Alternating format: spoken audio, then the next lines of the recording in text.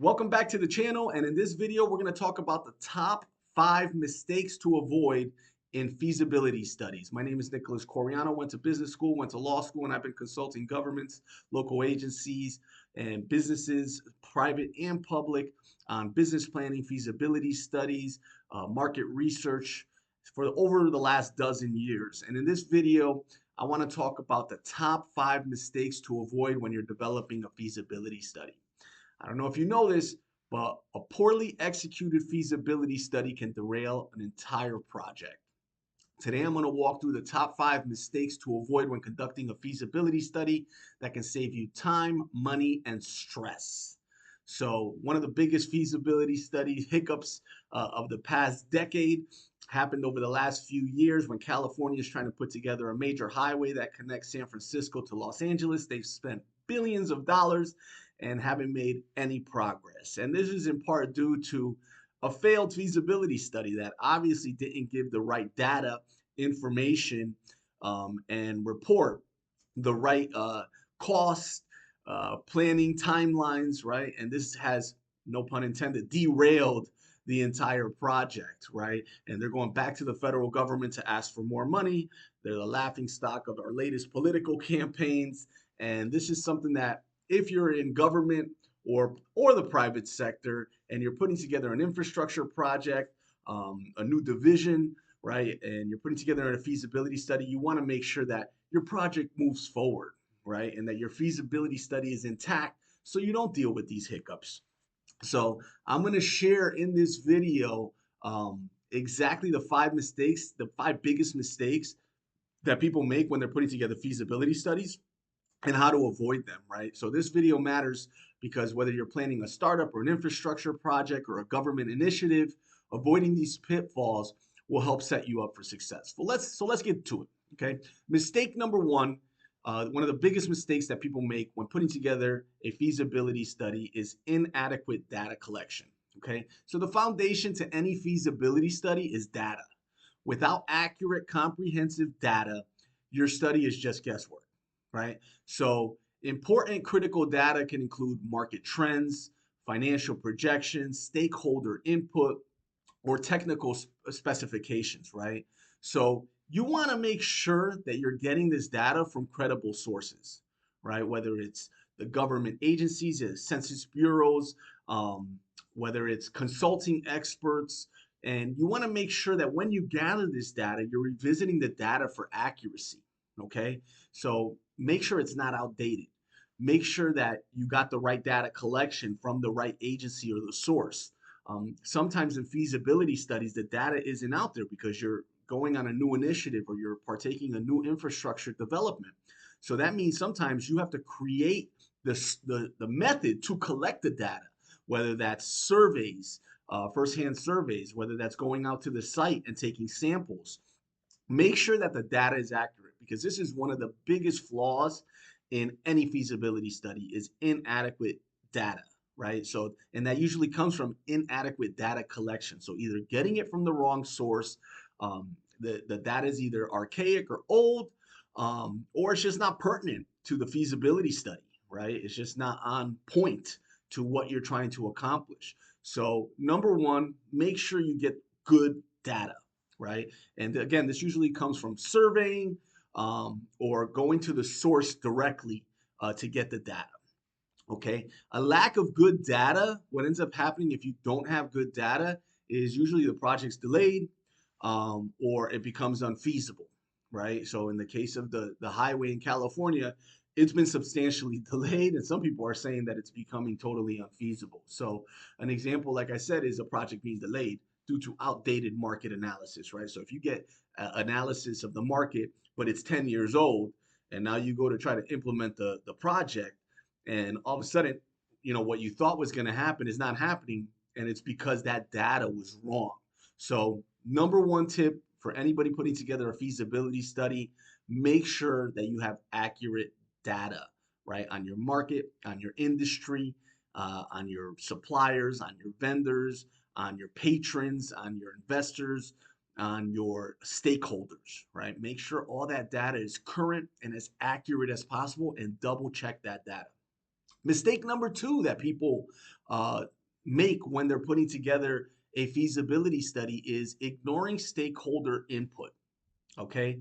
So this could be investors, this could be government officials, this could be community members. All of these people can provide valuable insight. And if you overlook that insight, it's going to have major consequences. Okay. So the consequences of neglecting stakeholders could include lack of support, it could include resistance, it could include missing key requirements. All of these things are important to making sure that your project actually gets developed, right? So conduct interviews, conduct surveys, do focus groups, and make sure this is all early enough in the process. This is important to getting the right data, going back to mistake number one, to make sure that your project goes through. So an example of where ignoring stakeholder input may be viable is, for example, you're trying to put together a government housing project, but you fail to consult the local communities. And they could have told you something that was very relevant to the project. And if you miss that, now your whole feasibility study is out of whack, and it's probably not going to be viable or feasible based on the fact that you missed that stakeholder input. So mistake number two, ignoring stakeholder input. Make sure you're getting all the stakeholders input and you're putting it into the feasibility study, and get a wide enough range of stakeholder input to make sure you're not missing anything critical. Mistake number three in feasibility studies is underestimating cost. Okay. One of the biggest red flags in any feasibility study is underestimating the cost. This can lead to funding shortfalls, delays, and even the project getting canceled outright. Okay. So hitting costs like permitting fees or weather delays or fluctuating material prices, all of these things can underestimate your costs. I always tell people it's better to overestimate the cost and come in under budget than underestimate the cost and not have the resources to start or complete the project. Okay, so build a robust contingency plan and budget and consult with financial experts. This is the key to making sure that you're estimating the right cost, right? So a robust contingency budget means account for what's unaccountable for, right? Account for the X factor for what you don't know, and consult financial experts or people that have done projects similar to this before to make sure, hey, am I missing anything here? Hey, what cost did you guys run into? Did you guys go over budget? Did you guys come in under budget? Why did you guys come in under budget, right? So an example of this could be like a renewable energy project that stalled due to rising raw material costs, right? So you're trying to put together a large solar field, or a wind turbine project, or a water plant, right? And the materials that you needed to create this infrastructure now have fluctuated and they've doubled in price. And now your budget is completely out of whack. Well, you should have known that material costs fluctuate. So there should be a margin of error in your material costs that you put into your budget to make sure that when you come in, you say, look, these are expected costs, these are low costs, these are higher costs, depending on where the market is with the material at any given time. And that's more relevant today in 2024 going into 2025 than ever before. Material costs and inflation are rising. So if you're not allocating for these costs going up, right, for inflation going up, then you're not doing your feasibility study justice, okay? Mistake number four that people make when developing a feasibility study is overlooking legal and regulatory factors. Okay, so regulations can make or break a project. Ignoring them can lead to potential penalties, legal challenges, and overall shutdowns in the total project. And this can include zoning laws, environmental compliance, labor laws, industry specific regulations, right? So if you're trying to build a housing project for 400 units, but the zoning law only permits 100 units, well, if you didn't check the zoning laws, you're going to have issues, right? If you're trying to develop a bridge, or a solar farm, but the environmental laws don't allow for it, then you're going to be in the middle of a largest roadblock you've ever dealt with, and you may just not get through it. So make sure you're checking on legal and regulatory factors, consult with lawyers, consult with legal advisors, consult with environmental specialists, and include this compliance review in your feasibility study to make sure that you're covering this angle. So an example in the private sector could be a tech startup that shut down because they overlooked licensing requirements, right? They didn't know that they needed to get licensed. They were trying to build a Web3 platform that, exchanged crypto, and they didn't get SEC compliance, right? So that's an example of overlooking legal and regulatory factors. And the last thing that the biggest mistake, the last big mistake that people make in their feasibility studies is skipping the risk analysis. Okay. So every project comes with risks: economic risk, environmental risk, operational risk, or technical risk, right? Ignoring these can have catastrophic consequences. Okay. So these risks can derail a project completely. So one of the things I like to do is incorporate a risk matrix or a SWOT analysis or both, and make sure that you're mitigating these risks proactively. So I have a lot of other videos on this channel when we talk about a SWOT analysis, but a SWOT analysis is strengths, weaknesses, opportunities, and threats. A lot of people don't understand why in a business plan or a feasibility study you include your weaknesses or threats. But the truth is they're there. They're going to be there no matter what. And your job when you're putting together a feasibility study is to address your weaknesses and threats and say, hey, look, this is how we can address these things. This is how, if these things become a real issue, we've planned on solving them.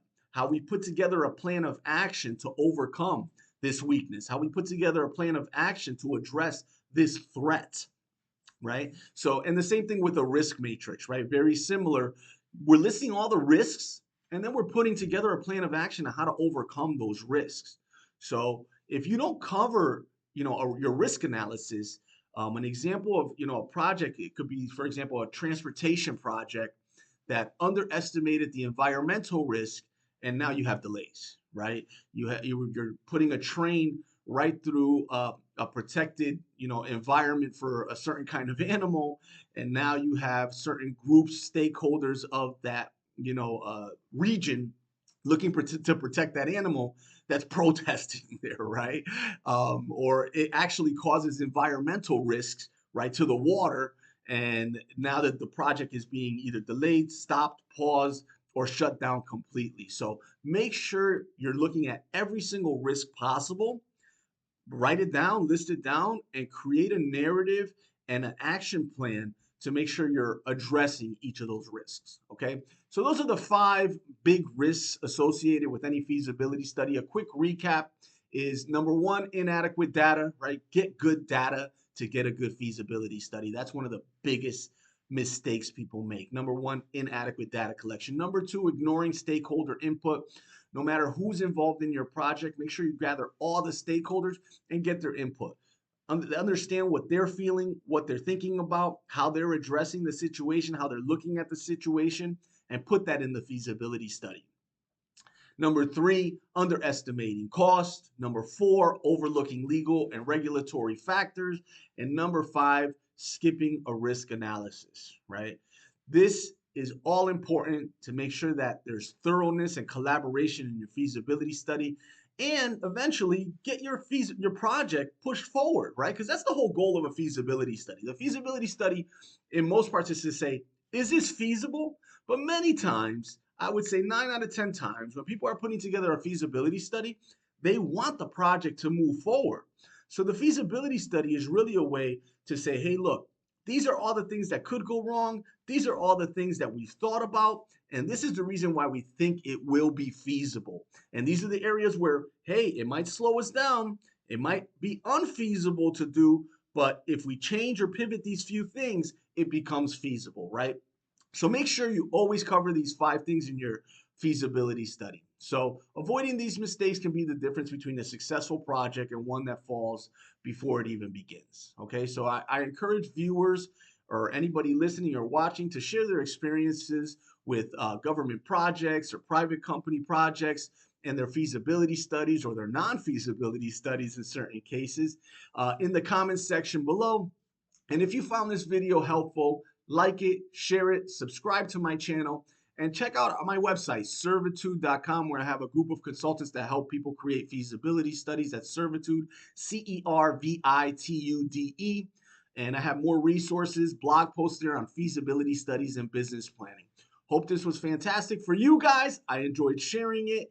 And catch me on the next video, guys.